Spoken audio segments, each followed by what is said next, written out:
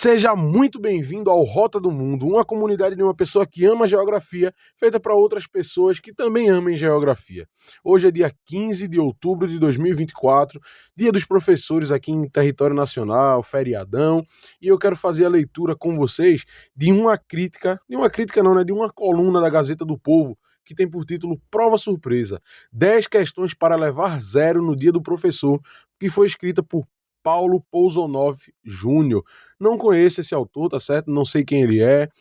Recentemente assinei a Gazeta do Povo e apareceu como pop-up hoje lá no telefone, logo que eu acordei, essa coluna. Eu quero fazer essa leitura aqui que eu achei interessante, achei muito interessante. Então vamos lá. Hoje, dia 15, é dia do professor. No meu tempo era dia de levar maçã para a escola, mas hoje dizem que é feriado. Então boa sorte para encontrar um lugar onde deixar seu filho enquanto os mestres curtem uma folguinha. Já chega aí nessa crítica. Eu particularmente gosto muito do feriado, né? Trabalho na educação, não sou professor ainda, mas gosto do feriado, não posso mentir. Hoje é dia também de se lembrar dos professores que nos marcaram, uns poucos para o bem e a maioria para o mal. Ou será que estou sendo rabugento demais? Eu acho que a maior parte dos professores eles ficam num limbo ali, nem bom nem ruim, né? Alguns se destacam por serem muito bons, dois ou três são ruins mesmo, mas eu acho que a maioria fica ali no limbo, nem fede nem cheira.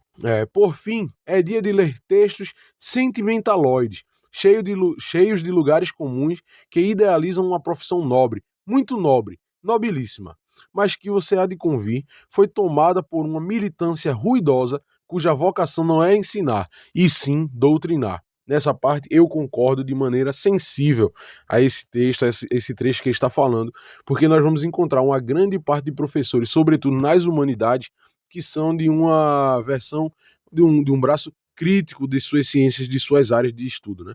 Então eles vêm sempre com muitas ideologizações, especulações, pouca ciência de fato na abordagem de determinados conteúdos. E também é dia de reticências. Prova surpresa. Isso mesmo. Podem guardar os livros e os cadernos sobre a carteira. Era assim no Madalena Sofia, isso aqui é o que o autor diz. Em cima da carteira só quero lápis, borracha e caneta.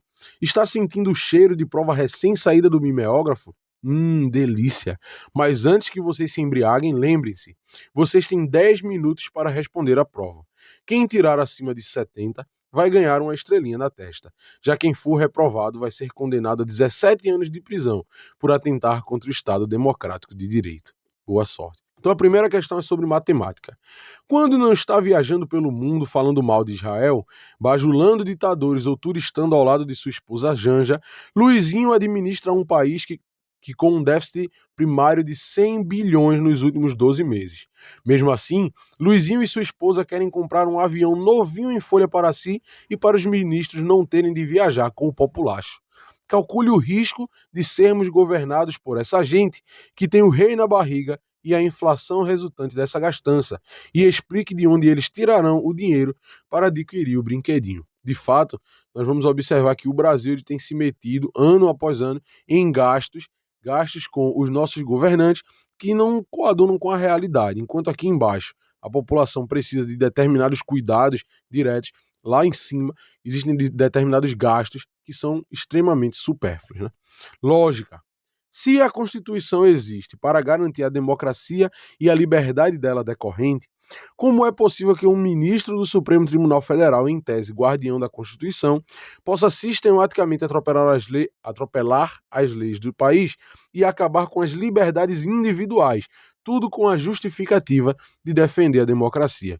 Já que nós somos um canal de geografia, uma comunidade para pessoas que gostam de geografia, vamos ler a questão de geografia. O Brasil está em chamas. Só em setembro de 2024, 106 mil quilômetros quadrados de mata nativa foram queimadas no país. Queimados, né, que são quilômetros. Em relação a agosto, esse número é 88% maior. De janeiro a setembro, a devastação totalizou 223 mil quilômetros quadrados.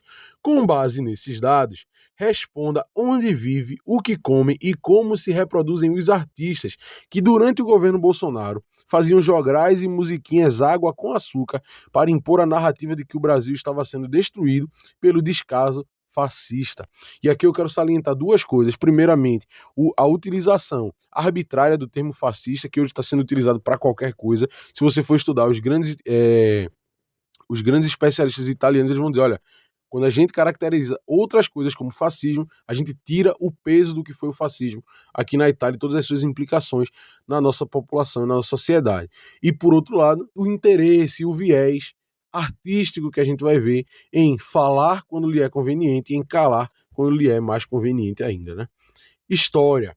Que nome se dá em pleno 2024 ao regime autoritário que culpa os judeus de Israel por todos os problemas políticos e econômicos do mundo, que não condena os ataques terroristas do Hamas e que promove boicotes a empresas de judeus, como denunciado pelo ministro da Defesa, José Múcio? São pessoas que não são muito afeitas a um trabalho pleno dos barbeiros, sempre deixando um bigodinho. Estatística.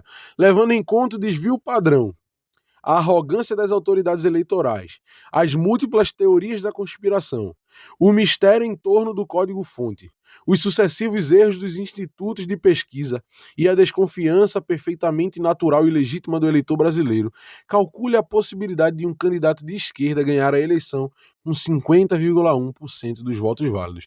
Claramente uma referência ao que aconteceu na eleição de 2022, não é isso?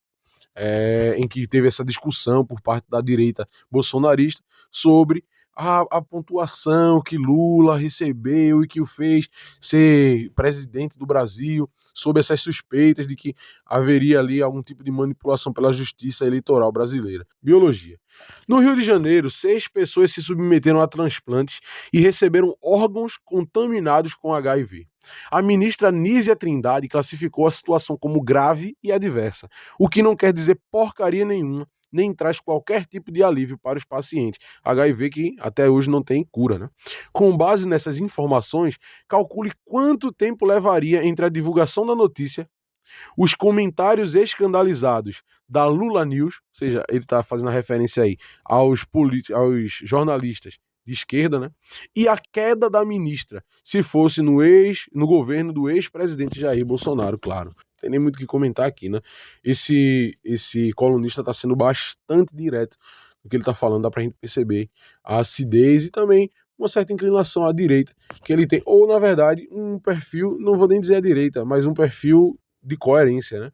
Quando se há erros, as medidas devem ser tomadas de igual modo, independente de quem está errando. E não é assim que a gente vê que as coisas estão acontecendo. Química.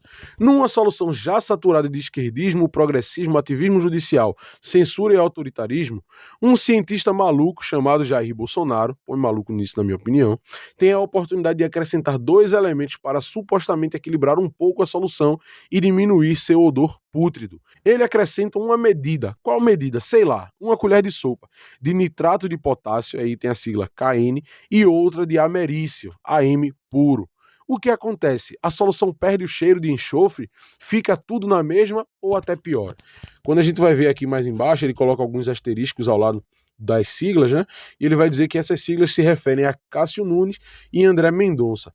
E ele faz a pergunta justa aqui, eu acho essa pergunta justa. O que acontece? A solução perde o cheiro de enxofre, fica tudo na mesma ou até pior. Na minha opinião, ficou tudo na mesma, né? Esses caras, eles entraram, chegaram lá e não fizeram nada substancial para que alguma coisa melhorasse, conforme era dito na campanha de Bolsonaro, de que alguma coisa haveria de ser mudada, que haveria algum tipo de luta contra o sistema, né? Física, que é bastante interessante. Silas Malafaia e Pablo Marçal, os dois a 80 quilômetros por hora. Tu acha que vai ficar um do lado do outro? Silas Malafaia, que é um político, na minha opinião, é um político e não um pastor, que se mete trazendo o nome de Jesus para certas questões, disputas, discussões políticas, e que tem cada vez mais mostrado a sua loucura e o seu plano e projeto de poder, né? Interpretação de texto. Parágrafo único. Todo o poder emana do povo, que o exerce por meio de representantes eleitos ou diretamente, nos termos desta Constituição. Artigo 2º. São poderes da União, independentes e harmônicos entre si, o Legislativo, o Executivo e o Judiciário. Reescreva com suas próprias palavras esse trecho confuso da Constituição de 88, de modo que até o mais fraquinho dos ministros do STF entenda. E aqui agora a última fase da prova, a fase da redação. Tendo como exemplo o célebre verso Des filhas deste sole, imortalizado pela cantora Iurungay, durante o comício do candidato Guilherme Boulos, candidato à Prefeitura de São Paulo, que vai agora para o segundo turno, reescreva todo o hino nacional, utilizando a linguagem mais neutra e politicamente correta possível, tomando todo o cuidado do mundo para não ofender principalmente os surdos, os gordos e os pais de pet. Então, assim finaliza, né, essa coluna do Paulo Pousonoff Júnior, que está dizendo aqui que ele é jornalista, tradutor e escritor. Que nós possamos aí colher e apreender, de fato, algumas das críticas que esse colunista faz, principalmente as questões ao lado, lá no início, do professorado, né, que nós estamos formando como Brasil, e talvez dos professores que nós mesmos iremos nos tornar. Professores que são partidaristas, professores que são ideólogos antes de serem cientistas afeitos à ciência, de fato. E por outro lado, algumas das críticas políticas que ele faz e que tangem ao nosso lado aqui, são assuntos que são pertinentes à questão da geografia, já que nós trabalhamos, a geografia trabalha com manutenção do espaço, trabalha com a gestão demográfica, trabalha com políticas públicas, e tudo isso envolve a nós, né? Nós não devemos apenas ser técnicos, exigentes, quando os governantes forem os da oposição, para que as medidas elas sejam tomadas da maneira correta, para que o país talvez venha a ter alguma melhora, e que não seja a melhora da morte, né? Aquele respiro antes de acabar com tudo. Então, muito obrigado, tá certo, pela sua audiência. Dê um abraço na sua mãe, no seu pai também, dê um cheiro no seu professor, ou melhor, não, só mandar uma mensagem, e tchau, tchau.